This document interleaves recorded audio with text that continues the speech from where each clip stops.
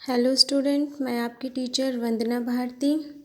Class 12th commerce का subject business के chapter 2 आज हम आपको पढ़ाने जा रहे हैं। चैप्टर का नाम है देसी व्यापार द्वितीय, बिक्री साहित्य एवं बिक्री बढ़ाने के साधन। इसके आगे है आपका बिक्री साहित्य का अर्थ। जिस प्रकार छात्रों के बिना विद्यालय और रोगियों के बिना अस्पताल तथा भक्तों के बिना मंदिर सूना रहता है, उसी प्रकार ग्राहकों के बिना जो है दुकान सूनी रहती है। तो व्यापार की सफलता वस्तुओं एवं सेवाओं की मांग पर निर्भर करती है।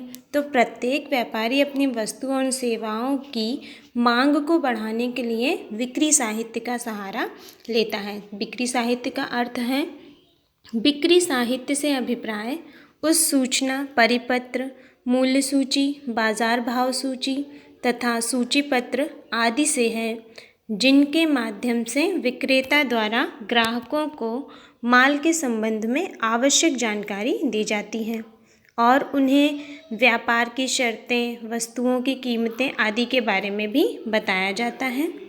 बिक्री साहित्य के आकर्षक होने पर ग्राहकों की संख्या में भी वृद्धि होती है। बिक्री साहित्य के प्रकार देखें। बिक्री साहित्य के प्रकार निम्नलिखित हैं। नंबर 1, सूचना यानी कि नोटिस। ग्राहकों को वस्तु अथवा सेवा से अवगत कराने के लिए विक्रेता द्वारा सूचना पत्र छपवाए जाते हैं। इन सूचना पत्रों को स्थानीय ग्राहकों में दुकानदारों के कर्मचारियों द्वारा बांट दिया जाता है तथा बाहर के जो ग्राहक को हैं उनको डाक अथवा यात्रा एजेंट के द्वारा पहुंचा दिया जाता है। नेक्स्ट पॉइंट है आपका परिपत्र।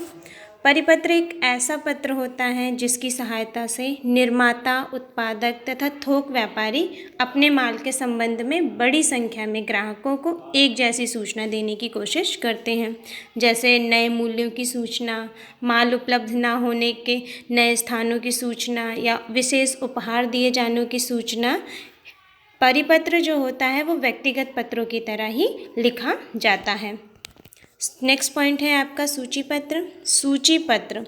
सूचीपत्र की सहायता से उत्पादक या विक्रेता अपने सभी उत्पादों की संक्षिप्त जानकारी जो है संभावित ग्राहकों को भेजता है। इसे आकर्षक बनाने हेतु कुछ स्थानों पर वस्तुओं के चित्र भी छापे जाते हैं। जैसे माल के संबंध में ख्याति प्राप्त व्यक्तियों की संपत्तियों की भी छाप दी जाती है और प्रत्येक वर्ष एक नया सूचीपत्र जारी किया जाता है।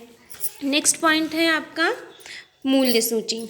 यह एक ऐसी सूची होती है जिनमें उन सभी वस्तुओं के मूल्य लिखे जाते हैं जिनमें व्यापारी व्यापार करता है और जिन मूल्यों में वह वस्तुएं बेचने के लिए तैयार है। इस सूची में विक्रय की शर्तें, छूट आदि के नियमों के बारे में भी लिखा जाता है। हमारा अगला पॉइंट है बाजार भाव सूची। इस सूची में वस्तुओं के वे मूल्य दर्शाए जाते हैं जिन पर वे बाजार में बिक रही हैं। इस सूची को व्यापारिक भाषा में रघौती कहा जाता है। इस सूची में से ग्राहकों को वस्तुओं के बाजार भाव के रुख का ज्ञान हो जाता है। बड़े बड़े थोक व्यापारी, आयातकर्ता, निर्यातकर्ता आदि इन सूचियों को दैनिक, साप्ताहिक या पाक्षिक रूप से समाचार पत्रों एवं पत्रिकाओं में प्रकाशित करते हैं। प्रायः व्यापारी वस्तुओं की सूची छपवाकर उनमें चालू मूल्य अपने हाथ से लिख देते हैं तथा ग्राहकों को भेज देते हैं। नेक्स्ट पॉइंट है हमारा विशेष प्रस्ताव।